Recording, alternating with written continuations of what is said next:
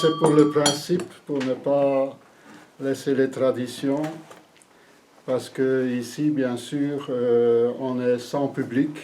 J'ai quand même 2 personnes qui vont bien voulu assister, donc Monique et Michel, pour l'enregistrement. Voilà, bonjour à tout le monde. C'était plutôt l'intention de faire un petit coucou et de vous donner des nouvelles des fraternités ouvrières. Bien sûr, on remercie tous les gens, les sympathisants qui ont laissé un peu des témoignages suite au décès à Gilbert. Donc Josine a fortement apprécié cela. J'ai demandé à Josine si je pouvais donner de ses nouvelles. Elle m'a dit oui. Je suis content. Elle dit qu'il y a encore des gens qui tournent autour de moi. Bien sûr, elle dit, vu l'âge que j'ai, je n'ai plus la force nécessaire pour assister beaucoup. Mais donc Josine va bien. Elle fait le bonjour à tout le monde. Elle remercie tout le monde pour toutes les pensées qu'elle a reçues, soit par téléphone, par Internet et d'autres. Voilà. L'équipe va bien. Donc en gros, l'équipe se reconstitue un petit peu à la fois. C'est sûr qu'avec le Covid, on était difficilement dans la possibilité de se réunir parce qu'on ne pouvait pas. Donc un peu à la fois, d'abord par téléphone ou par Internet, on s'est contacté un petit peu, ce qui n'était pas évident, d'où qu'il n'y a pas eu beaucoup de nouvelles de notre part pendant toute une période. On a repris les activités par la mise à disposition de la Grénothèque sur rendez-vous, le jeudi après-midi et les dimanches qu'autrement il y avait des cours, donc le premier dimanche, le deuxième dimanche du mois, au matin. Bien sûr que pour le mois de juillet et août, dans les traditions d'avant, on n'ouvrira que le dimanche du premier, donc le premier dimanche du mois de juillet, le premier dimanche du mois de août. La petite boutique de Françoise et son équipe est de retour ouvert, donc on peut venir sans rendez-vous, mais à ce moment-là, on ne vient pas non plus choisir ses graines parce que ça met trop de temps et on doit se limiter à très peu de personnes dans la pièce vu que la taille de la pièce n'est pas suffisante pour accueillir plus de monde. Voilà.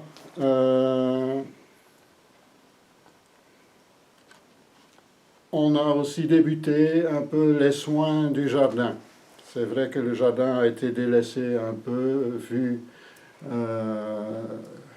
les possibilités de Gilbert qui diminuaient un peu à la fois. Et comme c'était son jardin individuel à lui, bon, c'est pas nous qui intervenions beaucoup dans la gestion du jardin. D'où un petit peu la nature qui a pris le dessus et qu'on essaye un petit peu de retour de façonner ce jardin à ce qu'il soit accessible pour les gens. Ça sera peut-être pas comme avant, mais bon, on fait notre possible. Il y a Francis avec une petite équipe qui se met en route pour le renouvellement de stock de graines pour la saison prochaine. Donc ça s'est mis en route, il a fait un programme, maintenant on devient moderne, donc ce n'est plus tout papier, maintenant c'est par ordinateur, donc il a mis tout un programme en route, ça suit son cours. Donc pas de souci, l'année prochaine, s'il n'y a pas de catastrophe, la mise à disposition de graines achetées, groupées, va de retour va encore être possible. On projette aussi de reprendre les cours, mais on est lié bien sûr aux restrictions du Covid, donc on ne sait pas quand est-ce que ça pourra reprendre, dans quelle mesure qu'on pourra accueillir autant de personnes, etc. Donc pour l'instant ça reste un petit peu chaos. On va vous mettre au courant quand ça reprendra, donc par le site des fraternités ouvrières. On compte quand même sur vous aussi pour continuer à nous soutenir dans nos tâches. On aura besoin d'aide et les aides seront toujours précieuses, même si elles sont de courte durée ou plus intensives.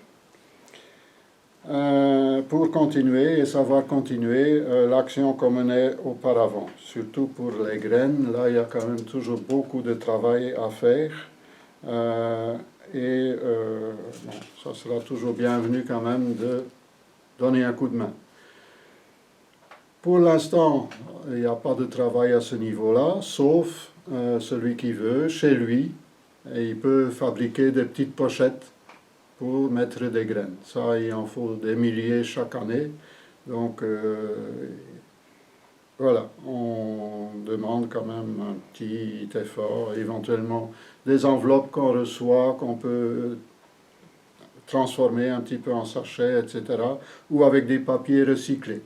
La condition, c'est qu'on sait quand même le cachet avec la référence des graines et le prix, que c'est visible.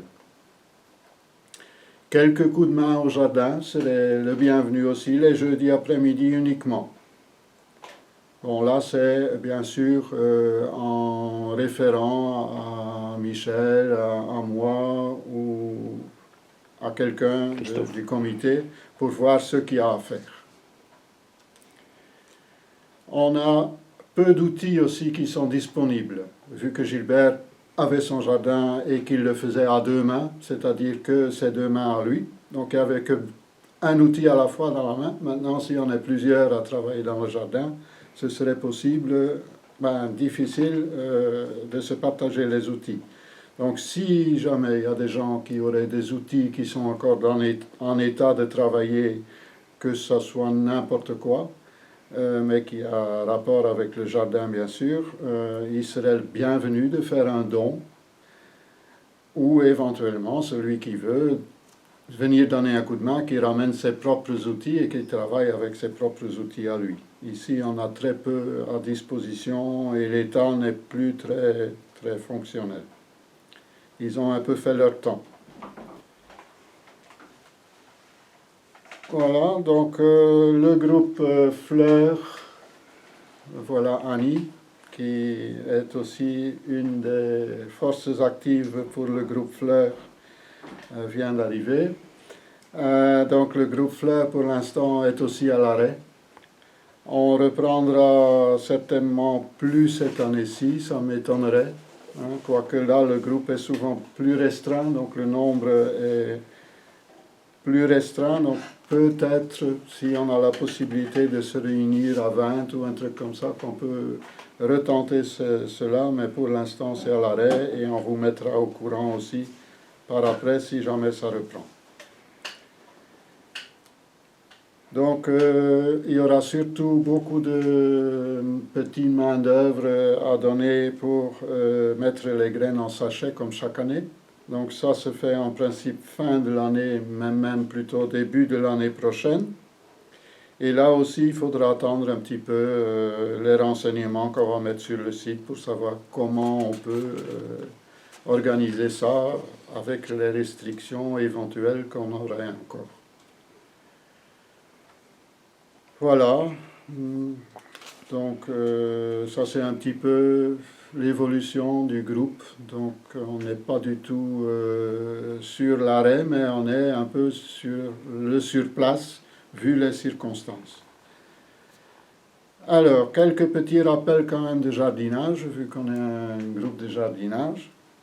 Mais ce sont des petits rappels que la plupart peut-être des gens y savent, mais bon, c'est toujours bien de se remémorer un petit peu, mais c'est vraiment limité. Je dirais que si vous voulez avoir plus de renseignements sur l'une ou l'autre chose, allez voir sur l'Overblog, donc sur le site des fraternités ouvrières, et vous allez retrouver aussi les cours qui ont été donnés en 2019, en 2018, etc. Donc là, vous allez peut-être avoir plus de renseignements sur les cultures. Donc pour l'instant, les nuits froides sont un petit peu derrière nous, je pense en tout cas, dans notre région toujours. Peut-être qu'en montagne, c'est encore trop tôt, mais par ici, ça commence à aller. Donc on peut installer, par exemple, les tomates, les courges, les haricots et les fleurs, etc., qu'on a présemés dans des petits godets, on peut les installer maintenant dans le jardin. On peut aussi commencer à semer sur place alors les courges, les haricots par exemple, les tournesols, bon, bien sûr les carottes, les salades, etc. Mais bon, c'est surtout au niveau des choses un peu plus frileuses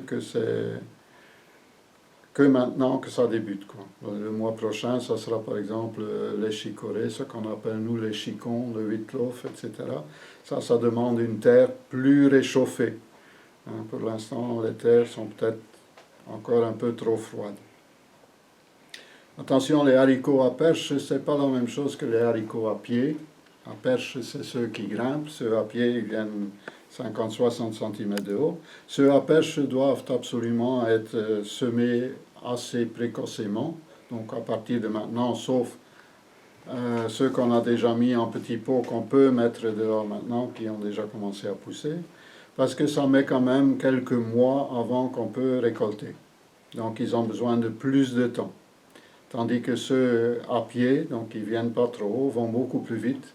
Et là, on va faire des semis un petit peu à intervalles de plus ou moins 3 semaines. Tous les 3 semaines, quelques pots ou quelques poquets en pleine terre. Moi, je préfère en pot parce que là, je sais quand même un petit peu suivre l'humidité, le froid, etc. Parce qu'un haricot qui a froid et qui est humide pourrit et ne sort pas de terre. S'il est fait trop sec, il ne va pas sortir, il va attendre qu'il y a de l'humidité.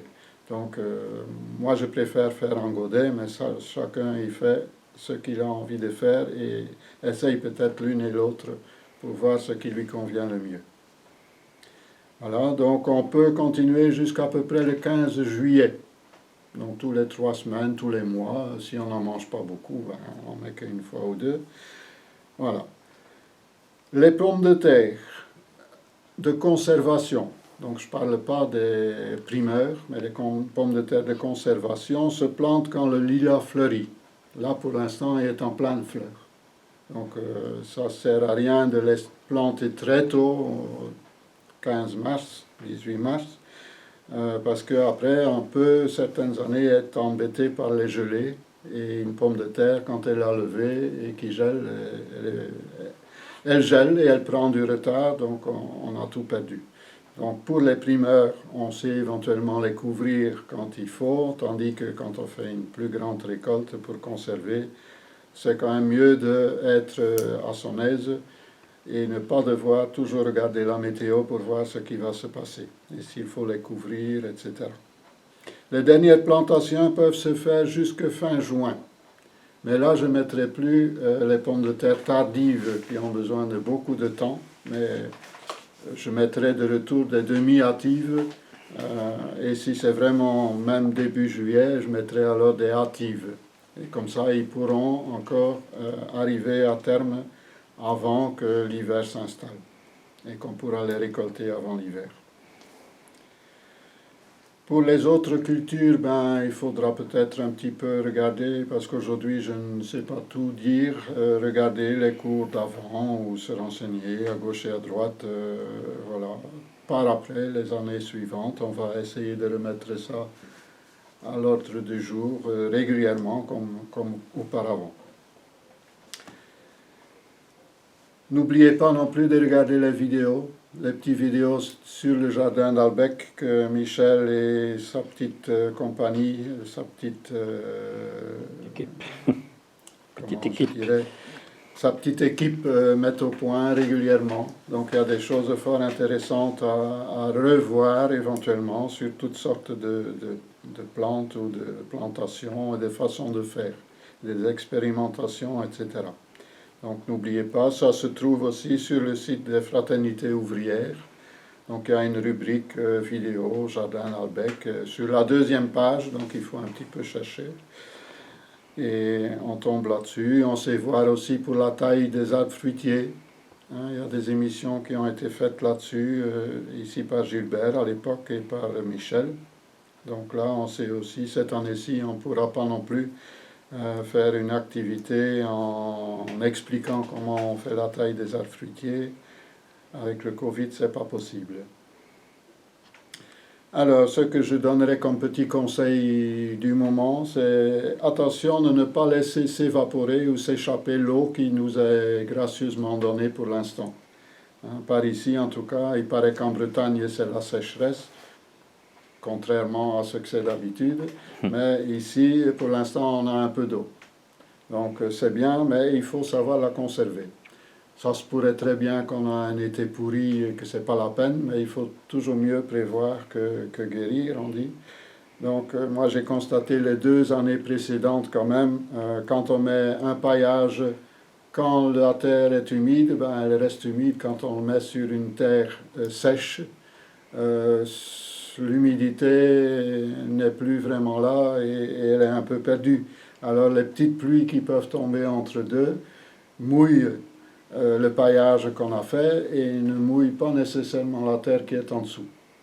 Donc moi je préconise de soit faire des petits sarclages, des petits binages régulièrement après une pluie pour casser la croûte, pour que l'évaporation est arrêtée. Par capillarité, l'eau monte du sous-sol et vient à la croûte qui, par les vents, par le soleil, est desséchée.